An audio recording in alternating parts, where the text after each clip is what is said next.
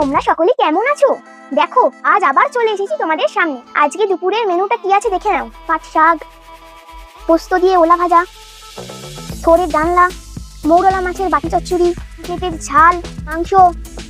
চলো এবার টেস্ট করে দেখা যাক কেমন হয়েছে। এটা খুব এক্সিলেন্ট। এবার থোড়টা খাই, দারুণ। মৌরলা মাছটা তো খুব টেস্টি।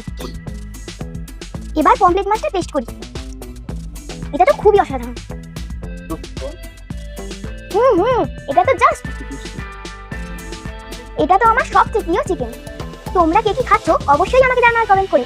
ওকে, শেয়ার করো, কালকে আবার খাবার নিয়ে আসবে।